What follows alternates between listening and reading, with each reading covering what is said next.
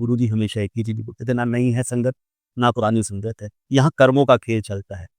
आपके कर्म जितने भारी होंगे ना, गुरु आपको खुद मिलने के लिए आता है। मैं तो कई बार गुरु जी बोलते थे, कहते कहीं कुछ करने की ज़रूरत नहीं है। आप अपने कर्म इतने अच्छे कर दो कि भगवान को आपके पास आना पड़ जाए। कहते ज़रूरी नहीं है मंदिर जाओगे, मस्जिद जाओगे, गुरुद्वारा जाओगे तब जाके भगवान मिलेगा। आप याद तो करो भगवान को, घर पे बैठ के भी याद करो, तो भगवान आपके दिल में भी है। कहते हम सब जगह जाके ढूँढते हैं, लेकिन अपने दिल के बीच में अंदर झाँकने की कोई कोशिश ही नहीं करता। बहुत दान पुण्य करते हैं, लेकिन कहीं नेसेसिटी को अगर कहते हैं भगवान भी आपके दर पे आके भीख माँगने के लिए आ जाए, तो शायद हम उसको भी कई बार वापस कर दें। यहाँ फ़ेम के लिए लोग काम करते हैं, नाम के लिए काम करते हैं, मेरा नाम हो, जहाँ नाम नहीं है ना, जहाँ सिर्फ़ गुरु के ऊपर विश्वास है कि मेरा गुरु हर जगह बैठा है, तो कहीं कुछ सोचने की ज़रूरत ही नहीं। गुरु जी हमेशा वो एक चीज़ बोलते थे कि मैं जिसका कल्याण करना होता है ना, मैं घर से बुला के लेके आता हूँ संगत। ऐसे थोड़ी कोई मिलती है, जन्मों-जन्मों के कनेक्शन है जो संगत हमें मिलती है। यही बहुत बार बोलते थे, कहते जब जब संगत एम्पायर स्टेट में आती है ना, जैसे ही वो बाहर वाले गेट से अंदर एंटर करती है, कहते साडी स्कैनिंग शुरू हो जाती है। कहते मैं पिछले 100 जन्म और आगे वाले 100 जन्म, 200 जन्म दे के उनके कर्मों को प्योर कर देता हूँ, ऐसा मेरा गुरु है। वो पहले भी बैठे थे, आज भी बैठे हैं, वो कहीं नहीं गए, लेकिन बात वही है, महसूस करने के ऊपर है, कि आप उनको कैसा फ़ील करते हो, कि ऑलवेज़ से there is God, God is there, यार रब दा अंदर बैठा है, भगवान कहीं नहीं है, जहाँ मर्ज़ी ढूँढ ले। पहली मैं जब जुड़ा था गुरु से, मैं शिव जी का बहुत भगत था, मैंने बहुत चैंटिंग किया है, बहुत माला किया है, बहुत बार शिव पुराण पढ़ा है। लेकिन कहते हैं ना शिव पुराण में एक बात लिखी हुई है कि अगर आप शिव की चैंटिंग करते हो, शिव को ध्याते हो, तो वो आप किसी रूप में भी मिलते हैं। अब ज़रूरी नहीं है कि शिव आपको उसी रूप में मिलेंगे, जो हमने उनको पिक्चर्स में देखा हुआ है, विज़ुअलाइज़ किया हुआ है। तो गुरु जी हमेशा बोलते थे, "ये तो शिव का चेहरा ही नहीं हैगा यार, जो दिखाई हुई है पिक्चर्स में, ये तो इतना शांत नहीं है शिव, जितना हमने दिखा के रखा हुआ है। शिव तो अलग है, उसका रूप ही अलग है।" गुरु जी के पास गए, अप्रैल में बैसाखी के ऊपर फर्स्ट बार गए और जून-जुलाई में अभी अमरनाथ की यात्रा शुरू हुई। हम लोग भी वहाँ पे गए, 96 या 97 का था मेरे ख़्याल से। तो वहाँ पे जब गए, तो रात को साढ़े 6 बजे हम लोग टर्न कर बीच में से पंचतरनी से क्रॉस करके चले गए, जबकि 5:30 लास्ट था उनका, बट निकल गए। रात को 12:30 हमारी टर्न आई ऊपर अमरनाथ की गुफ़ा में। हार्डली हम लोग 10 लोग खड़े होंगे वहाँ पे। वही फ्रेग्रेंस जो गुरुजी के वहाँ पे चंडीगढ़ में आती थी, वही फ्रेग्रेंस वहाँ पे अमरनाथ की गुफ़ा में थी। मैं अपने ब्रदर की तरफ देख रहा हूँ, तो मैं कहा यार ये फ्रेग्रेंस तो वही है, जो चंडीगढ़ में गुरुजी के वहाँ पे जाती। उस समय हमें गुरुजी की फ्रेग्रेंस का नहीं मालूम था। एक ही चीज़ होती थी, गुरुजी बहुत ही अच्छी क्वालिटी का परफ्यूम यूज़ करते हैं, जहाँ कोई इतनी बढ़िया अगरबत्ती लगाते हैं वहाँ पे, जिसकी फ्रेग्रेंस इतनी ज़्यादा होती है। इसके कहते हैं ना गुरुजी हमेशा एक चीज़ बोलते होते थे, "जिस तन लागे सो तन जाने।" गुरु को तभी महसूस कर सकते हो, जब आपके साथ बीतती है। अदरवाइज़ तो कहानी है, अगर संगत जितना मर्ज़ी सुनाती रहे, आप सबको कहानियाँ लगेंगी, पता नहीं कौन क्या सुना लेकिन जब अपने साथ बीतती है ना, तो गुरु का टेस्ट तभी पता लगता है, गुरु की ब्लेसिंग तभी पता लगती है। तो मैंने आँखें बंद की, 4.5 फुट से 5 फुट का शिवलिंग था, बहुत मेल्ट हो चुका था।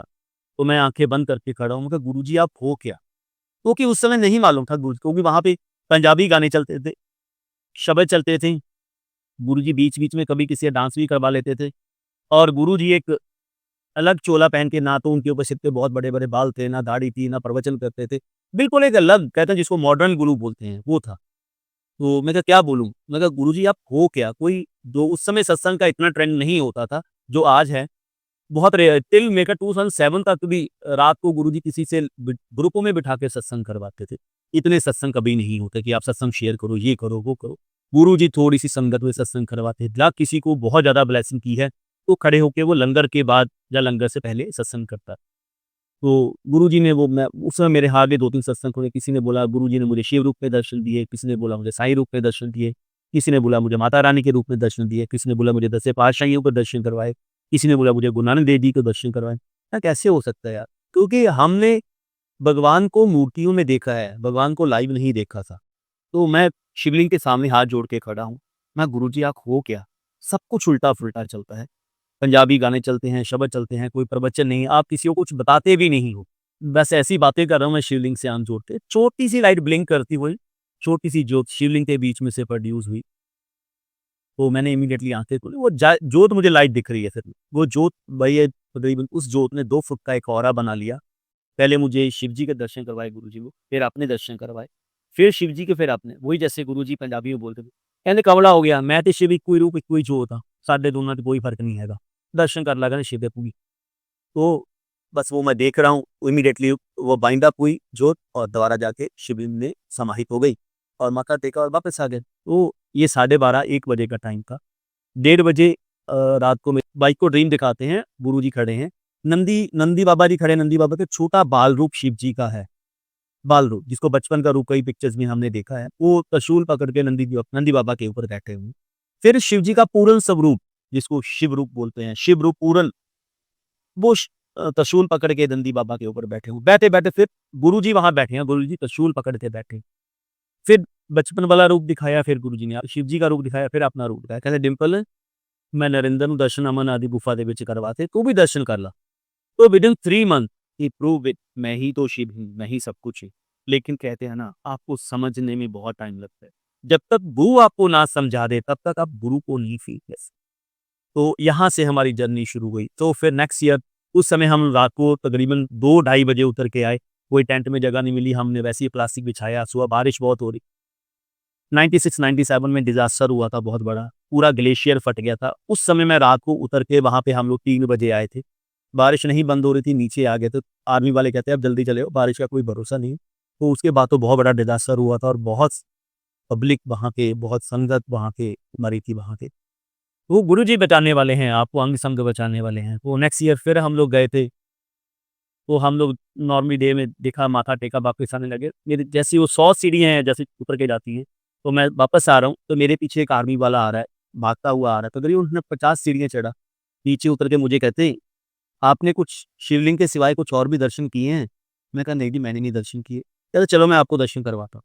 तो बाकी भी साथ जाने लगे, तो एक बंदा मेरे साथ गया, तो बाकी वो कहते, "आप वहीं रुक जाओ, बस 1 मिनट में दर्शन करवा दें इसको।" तो मैं गया, वो अमरनाथ की गुफ़ा के नीचे 10 सीढ़ियाँ रह गई, वहाँ पे खड़े हैं। कहते, "आप एक काम करो, गुफ़ा के अंदर तो सब दर्शन करते हैं, बाहर कोई नहीं दर्शन करता।" कहते, "मैं आपको बाहर के दर्शन करवाता हूँ।"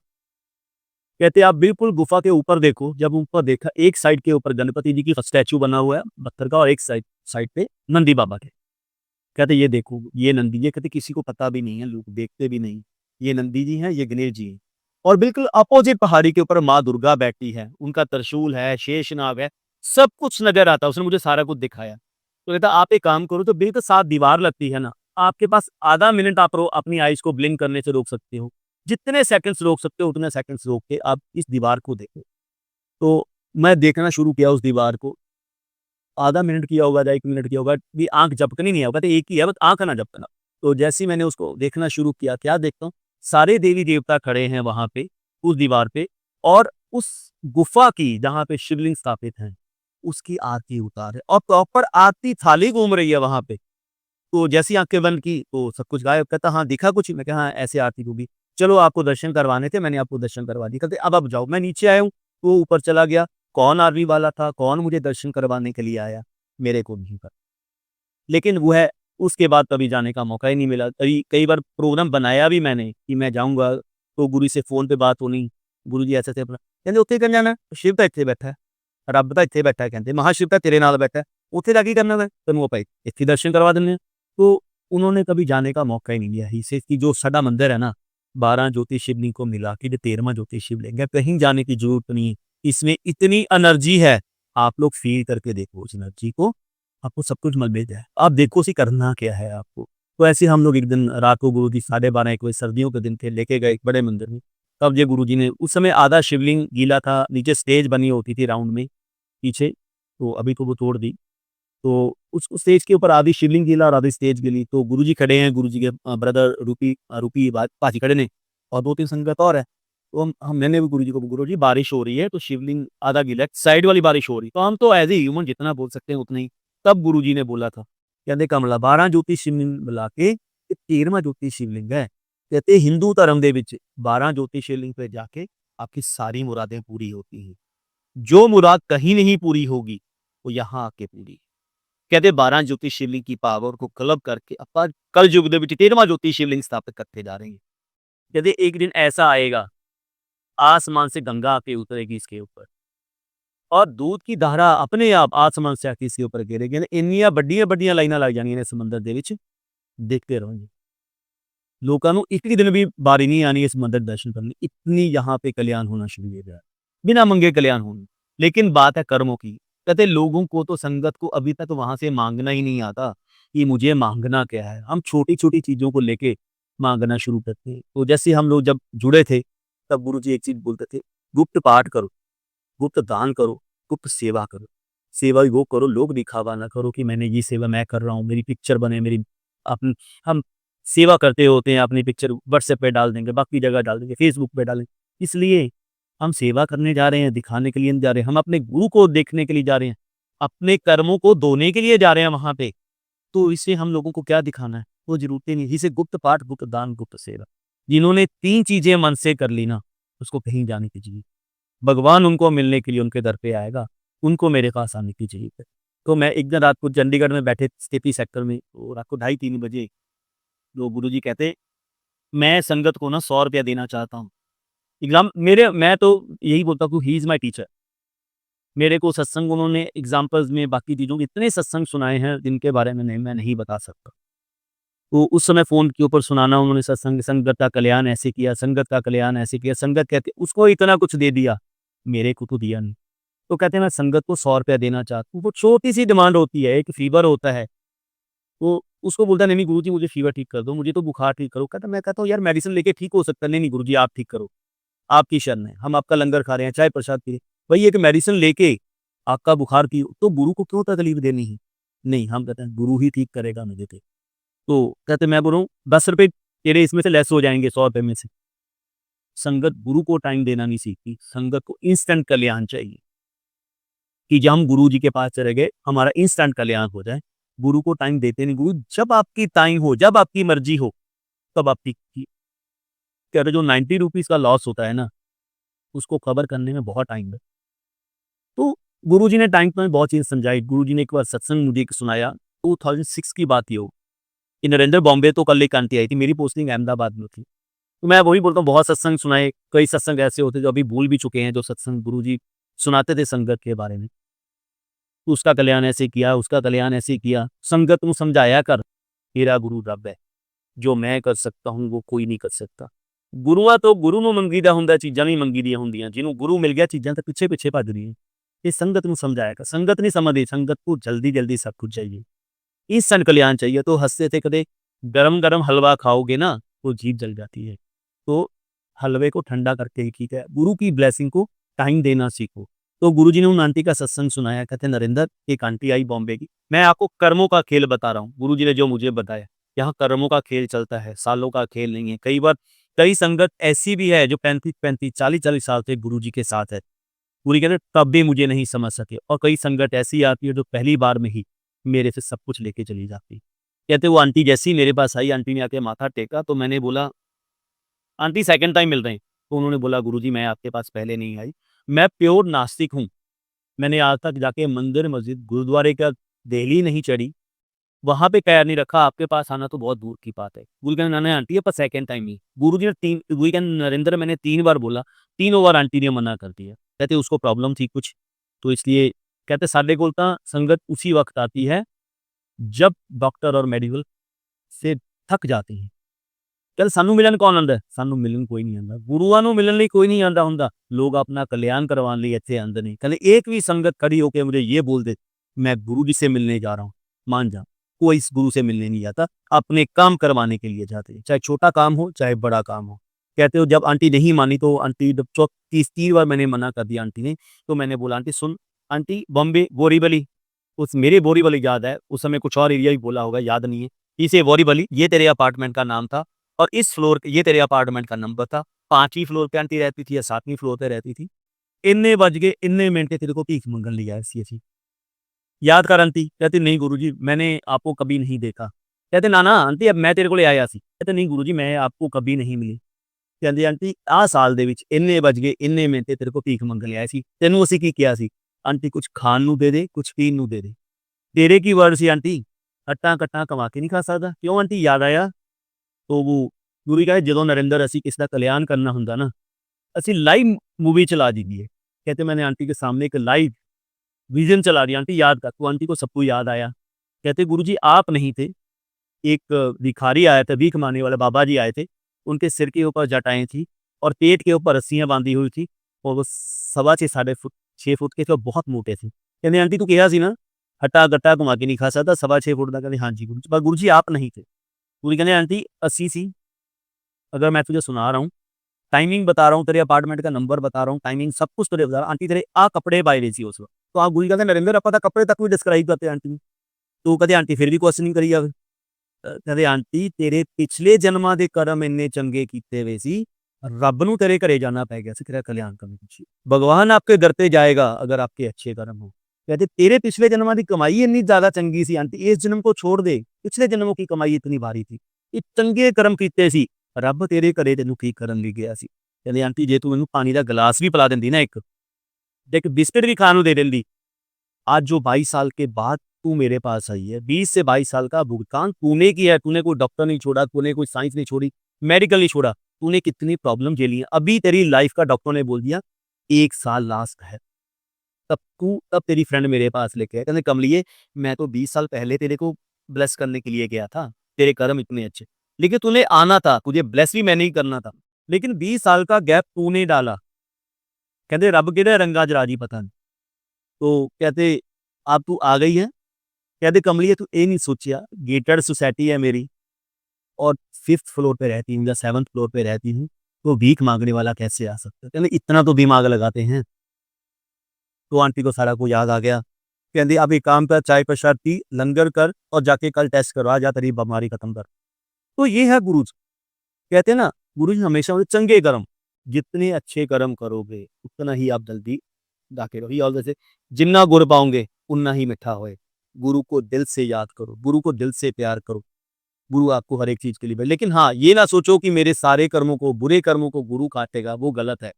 अपने कर्मों का भुगतान तो आपको ही करना पड़ेगा। ही से मेरी भी कैपेसिटी है 100% क्योर करने की, लेकिन अगर मैं 100% क्योर करना शुरू कर दिया तो संगत का भगवान से विश्वास खत्म हो जाएगा। संगत कभी भी, लोग कभी भी, ह्यूमन कभी भी बुरे कर्म करने से नहीं हटेगा। वो बोलेगा कोई बात नहीं, भगवान बैठा है ना, भगवान ब्लेस करते नहीं। तभी वो बोलते थे 90% में आपके कर्मों को क्योर करता हूँ, 10% का भुगतान आपको करना ही करना। मेरे को भी गुरुजी ने ऐसे ही ब्लेस किया था। मैं भी अहमदाबाद से गुरुजी के पास आया थर्सडे को, थर्सडे या फ्राइडे को आया और मेरी मंडे की फ्लाइट थी, दिल्ली टू भोपाल थी या इंदौर थी। तो गुरुजी के पास आया। मेरे को पंजाब जाने का हुक्म नहीं होता था कि पंजाब नहीं जाना। तो उस समय कुछ बैंक का ऐसा काम था, मैं कहा गुरुजी मुझे पंजाब जाना है। तो कहते अच्छा ठीक है फिर। तो कहते फिर वापसी कदों है? मैं कहा गुरुजी मेरी मंडे की फ्लाइट है। तो कहते थे सारियाँ सीढ़ियाँ, तो आज हम लोग शब्दों की सीढ़ियों की बात करते। गुरुजी पंजाबी कैसेट्स की बात करते थे मेरे से, पंजाबी सीरीज़ की बात करते थे। जब गुरुजी जालंधर में थे 2002, उस समय सीरीज़ कम होती थी और उसमें कैसेट ज़्यादा वही सुनते थे। फिर ऑडियो कैसेट्स आई, ऑडियो सीरीज़ आई, फिर वीडियो आई, फिर डीवीडी आई, तो अब MP4, MP3 आ गया। तो गुरुजी कहते थे नरेंद्र मेरी सीढ़ियाँ। तो मैं कहा गुरुजी मैं एक काम करता हूँ, मंडे को मेरी है यहाँ पे डोमेस्टिक एयरपोर्ट से है, इंडियन एयरलाइन की, तो मैं दे जाऊँगा। तो यहाँ पे कई बार हम लोग क्या सोचते हैं, मैं गुरुजी के बहुत क्लोज़ हूँ, मैंने गुरु को पा लिया, मेरे गुरुजी मुझे को फ़ोन करते हैं, मैंने गुरुजी की बहुत सेवा की, शायद मैंने गुरु को पाया है। तो गुरुजी हँसने लग गए, कहते क्यों तू कोई ख़ास वीवीआईपी है? तू कोई ख़ास वीवीआईपी है मेरे लिए? मंडे, ट्यूसडे, वेडनेसडे सबके लिए बंद है, तो तेरे लिए भी बंद है, तेरे लिए भी ओपन नहीं है। तो एक काम कर, किचन तो जाके एम्पायर शेयर दा एड्रेस नोट कर ला और यहाँ पे कुरियर कर दे। मैं कहा ठीक है गुरु जैसे आपकी मर्ज़ी। तो कहते ठीक है चंगा फिर नमस्ते चलो। तो मैं लुधियाना आया, सैटरडे को सीरीज़ वगैरह परचेज़ किया, संडे था जैसे अभी 12 साढ़े 12 का टाइम होगा, मैं अभी सीरियल देख के ही आया। तो 1:30 बजे गुरुजी का फ़ोन आ गया, हाँ नरेंद्र कुरियर दे आया। मैं गुरुजी पैरी पैना सीढ़ियाँ दे आया? मैं कहा हाँ जी गुरु। तू ही लेके आ जा, सोमवार का दिन है, शिव दियाँ ब्लेसिंगां लेके जाईं, लंगर करके जाईं। तो आई एम सो हैप्पी। तो गुरु जी कहते चंगा नमस्ते, चल फिर आ जा, फिर कल मिलते हैं लंगर करके दिन। तो आई एम सो हैप्पी कि आप सुपर बोनांजा मिल गया, मंडे का दिन है, आप 1 महीने के बाद आपको दोबारा वापस आना है। और गुरुजी ने बोला लंगर भी करके जाना, उस समय तो ऑफ डे है और आप गुरुजी सामने बैठे होंगे या आस-पास ही होंगे तो आपको लंगर करने का मौका मिलेगा। तो उस समय ओला उबर नहीं होती थी, मैंने ISBT से अपना ऑटो किया, एम्पायर स्टेट में पहुँचा, जैसे ही अंदर पहुँचा तो किचन के थ्रू अंदर जाने लगा, तो ऑटो वाला भी वहीं खड़ा है। तो आगे रेखा आंटी खड़े थे, तो रेखा आंटी कहते नरेंद्र किधर? मैं क्या आंटी गुरुजी ने बुलाया था, कुछ ले जाना। कहते गुरुजी तो है नहीं अंदर। अब मैं भी सेवा में रहा हूँ, ऐसा नहीं है कि सेवा में नहीं रहा हूँ जालंधर में। गुरुजी सामने बैठे होते थे, जिस जब नहीं मिलना गुरुजी ने, जब आपका कोई एग्ज़ाम लेना है ना, गुरुजी सामने बैठे होते थे। गुरुजी कहते, "कह रहे है नहीं।" वो संगत ने बोला, "देखो गुरु जो सामने बैठे हैं, नज़र आ रहे हैं गिलास में से।" कहते, "नहीं हम आंटी है ही नहीं, अंकल है ही नहीं अंदर तो गुरुजी। आपको दिख रहे हैं तो इससे बड़ी ब्लेसिंग आपके लिए और क्या है।" तो ये आपका जो भी सेवादार होते थे, चाहे वो कोई भी हो, चाहे वो जोशी अंकल थे, सिंगला अंकल थे, जो भी वहाँ पे सेवादार थे, जो सेवा करते, जिनकी ड्यूटी लगी होती थी, इस टू टा सबको जवाब देना बड़ा मुश्किल है तो। लेकिन गुरुजी की कहते हैं ना, गुरुजी का बोला हुआ वचन होता था, तो आप गुरु की सेवा में हो, तो आपको हर एक चीज़ करनी पड़ती है। वो आंटी बोली कहती, "गुरुजी तो है नहीं।" मैं, "आंटी मुझे मालूम है गुरुजी अंदर बैठे हैं। गुरुजी ने मुझे सीढ़ी देने के लिए बुलाया है और बोला था लंगर करके जाना।" कहते हँसने लगे रेखा आंटी, कहते, "नरेंद्र, गुरु आप अभी एम्पायर स्टेट से 2-3 मिनट पीछे होंगे, सुल्तानपुर छतरपुर मंदिर क्रॉस किया होगा तो गुरुजी ने मुझे अंदर बुलाया था इनके अंदर रूम में।" बोली कहते, "रेखा, नरेंद्र आ ਰਿਹਾ ਹੈ, ਅੰਦਰ ਨਹੀਂ ਆਉਣ ਦੇਣਾ ਨਰਿੰਦਰ ਨੂੰ। ਬਾਹਰੋਂ ਚਾਹ ਪਿਲਾ ਕੇ ਨਾਲ ਮਿੱਠਾ ਪ੍ਰਸ਼ਾਦ ਦੇ ਕੇ ਨਾਲ ਇੱਕ ਮਿਠਾਈ ਦਾ ਬਾਕਸ ਦੇ ਦਈ ਉਹਨੂੰ, ਉਹਨੂੰ ਕਹਿ ਅਹਿਮਦਾਬਾਦ ਲੈ ਕੇ ਜਾਊਗਾ ਪ੍ਰਸ਼ਾਦ गुरु ਦਾ, अंदर नहीं आने देना।" यानी अंदर गुरुजी अंदर बैठे हैं, आपको मालूम है, मुझे मालूम है, लेकिन गुरुजी का हुक्म है, वो हुक्म बहुत टफ होता है। गुरुजी ने बोला अंदर नहीं जाना। मैं, "आंटी गुरुजी ने बोला था लंगर करके जाना, आप बाहर लंगर करवा दो।" कहती, "गुरुजी ने बोला नहीं लंगर करवाने के लिए, गुरुजी ने बोला चाय पिलानी है, साथ में मीठा देना है और आपको लिए ये एक मिठाई का बॉक्स है, जो आपके लेके जाना है।" वो बहुत अपसेट हुआ, मैंने उनको सीढ़ियाँ दी, वो जाके सीढ़ियाँ गुरुजी को दे के आ गए। कोई बात नहीं, वो तो बड़ा मन अफ़सोस हुआ कि चलो आए थे जो है माथा टेक लेते, गुरुजी ने खुद बुलाया था। कहते हैं ना, दर्शन भी उनकी मर्ज़ी से होते हैं, अगर वो ना चाहें ना, तो दर्शन भी होते नहीं। तो हम लोग मैं आया चाय प्रसाद पिए, उसने भी अपना चाय प्रसाद ऑटो वाले ने मेबी वो ऑटो वाले का गुरुजी ने कुछ कल्याण करना हो, तो उन्होंने वो किया और आ गए। तो मैं जैसे ही एयरपोर्ट पे पहुँचा, बस अफ़सोस तो बात भी थी कि गुरुजी का माथा नहीं टेका, दर्शन नहीं हुए। बट जैसे ही वहाँ पहुँचा 5:30 बजे फ्लाइट टेक ऑफ होने लगी, तो डिले होनी शुरू हो गई, 5 मिनट, 10 मिनट, 15 मिनट, 20 मिनट, 1 घंटा, 2 बार चाय सर्व हो गई, 1.5 घंटा, 2 घंटे। तो 2 बार 2 घंटे जब हो गए, 7:30 हो गए, पैसेंजर ने शोर मचाना शुरू कर दिया, क्योंकि 7:30 तो वहाँ पहुँचने का टाइम था, इंदौर या भोपाल का। तो उस पैसेंजर ने शोर मचाना शुरू कर दिया, किसी को कहीं जाना है, किसी को कहीं जाना है, किसी की कनेक्टिंग फ्लाइट है। हम लोग तो बेले थे, कोई काम तो है नहीं सी, जब मर्ज़ी पहुँच जाए, रात को होटल में जाके रुकना है। तो ऐसे ही वहाँ पे मैं 7:30 बज गए, उन्होंने बोला 8:30 पौने 8 बज गए थी, ऐसे-ऐसे फ्लाइट के इंजन में कुछ प्रॉब्लम आई हुई है, आप लोग वेट करो, हम इसको 2 घंटे से रिपेयर करने की कोशिश कर रहे हैं। कुछ इमरजेंसी प्रॉब्लम आ गई है, अगर ये नहीं ठीक होता तो हम दूसरी फ्लाइट भी अरेंज कर रहे हैं, लेकिन अभी अरेंज नहीं हो सकता, आपको रात को 9 बजे भेजें, 10 बजे भेजें, 11 बजे भेजें, हो सकता है रात के 2 भी बज सकते हैं, 3 भी बज सकते हैं। तो जब तक नहीं अरेंज होती तब तक आप लोग डिनर करो। उन्होंने बोर्डिंग पास कैंसल किए, अपने लॉन्च में भेजा सबको। तो जब वहाँ पे गए, तकरीबन 8:30 हम लोग वहाँ पे गए ऊपर खाना खाने के लिए। लॉन्च में 9:15 9:20 के आस-पास हम लोग वापस आए। तो जैसे ही आए 3 टिक-टिक करके 3 मिस्ड कॉल के मैसेज।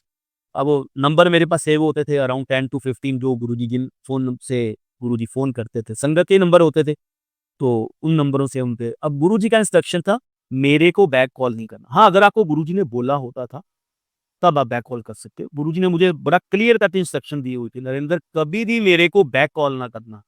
गुरु जब आपको कॉल करता है, आपको ब्लेस करने के लिए कॉल करता है। आप गुरु को फ़ोन करोगे, आप अपने पैरों के ऊपर कुल्हाड़ी मारोगे। तो मैं देखा फ़ोन तो कल 9:20 हो गए, अगेन गुरुजी का फ़ोन आया उसी नंबर से। तो कहते हेलो, मैं गुरुजी पैरी पड़ना। गुरुजी आगे आपकी नमस्ते का जवाब ही नहीं देते थे। इससे पहले कि हम लोग कुछ बोलते, गुरु कहते हाँ, हेलो। मैं क्या पैरी पड़ना गुरुजी कित्थे? मैं कुछ बोलूँ कि इससे पहले कहाँ पे हो? गुरुजी कहते मैं कहा गुरुजी एयरपोर्ट पे। क्यों? जहाज़ का इंजन खराब हो गया फिर? तो टोटली शॉक। मैं कहा हाँ जी गुरुजी। कहते नरेंद्र, अगर आज मैं तेरे को दोपहर में दर्शन दे देता ना, मैं तुझे अपने पास बिठा के लंगर करवा देता, तो ये इंजन भी खराब नहीं होना था। कहते आज तू इस फ्लाइट में जा रहा था, कहते कमलिया ये फ्लाइट आज क्रैश होनी सी।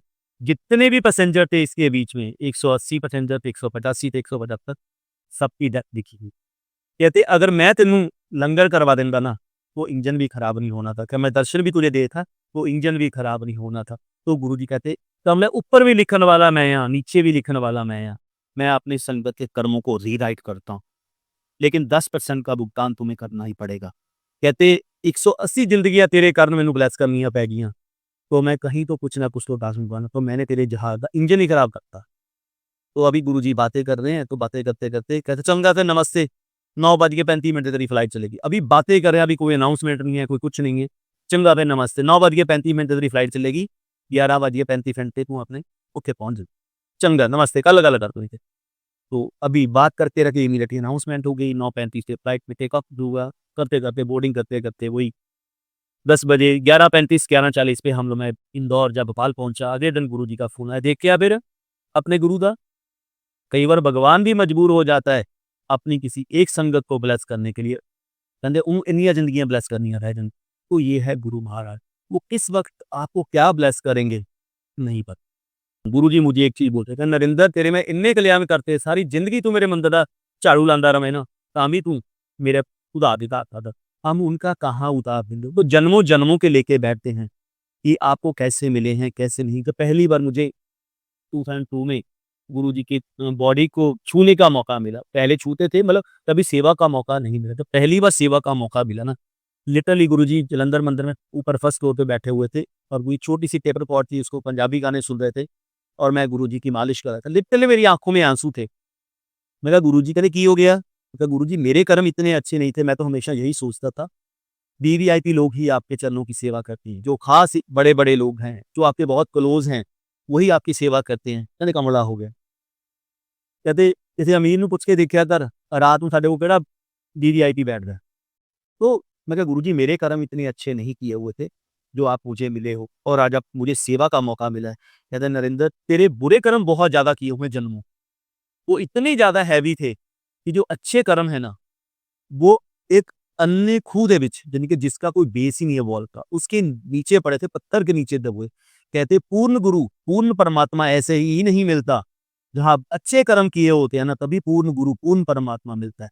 ਕਹਿੰਦੇ ਇਹਨੂੰ ਮੈਂ ਮਿਲਣ ਲਈ ਨਾ ਤੇਰੇ ਜੋ ਅੱਛੇ ਕਰਮ ਥੇ ਪੱਥਰ ਦੇ ਨੀਚਿਓਂ ਅੰਨੇ ਖੂਹ ਦੇ ਵਿੱਚੋਂ ਕੱਢ ਕੇ ਲੈ ਕੇ ਆਏ ਆ ਤਾਂ ਮੈਂ ਤੈਨੂੰ ਮਿਲਿਆ ਕਹਿੰਦੇ ਕਮਲੇ ਉਹੀ ਥੋੜੀ ਮਿਲ ਗਿਆ ਰੱਬ भगवान ऐसी नहीं किसी को मिलता कर्मा वाले लोग ਹੁੰਦੇ ਨੇ ਕਹਿੰਦੇ ਜਿਹਨੂੰ ਰੱਬ ਦੇ ਦਰਸ਼ਨ ਹੁੰਦੇ तो फिर वो हंसने लगे ਕਹਿੰਦੇ 80 ਹਿਊਮਨ ਬੋਡੀਆਂ ਲੈਣੀਆਂ ਪੈਂਦੀਆਂ ਨੇ ਮੇਰੀ ਬੋਡੀ ਨੂੰ ਟੱਚ ਕਰਨ ਲਈ ਕਹਿੰਦੇ ਕਮਲੇ 80 जन्म ਤਾਂ मिनिमम क्राइटेरिया है 80 जन्म मतलब एक जन्म का मतलब 84 लाख जूनी है तब आप मेरी बॉडी को छू सकते हो कितने जन्म लगे होंगे कहते मिनिमम क्राइटेरिया इज 80 कहते नरेंद्र कई संगत इतने ऐसी भी बैठी है वो 200 जन्मों से मेरे साथ है तो मतलब महाशिव जिसको आप बोलते हैं पूर्ण परमात्मा सृष्टि का मालिक ही ऑलवेज से तेरा गुरु ओम है एक ओंकार है एक लाइट है एक जोत है कहते कमलिया ना मेरी मौत होंगी है ना मेरी जन्म होंगे मैं अपनी मर्जी ना आना अपनी मर्जी ना जाना कल युग च बार बार आवांगे सतयुग तेता द्वापर च ਰਿਸ਼ੀ ਮੁਨੀ ਖੂਹਾਂ ਦੇ ਵਿੱਚ ਉਲਟੇ ਲਟਕ ਜਾਂਦੇ ਨੇ ਕਠਿਨ ਤੋਂ ਕਠਿਨ ਤਪੱਸਿਆ ਕਰਦੇ ਨੇ ਤਾਂ ਵੀ ਉਹਨਾਂ ਨੂੰ ਰੱਬ ਨਹੀਂ ਮਿਲਦਾ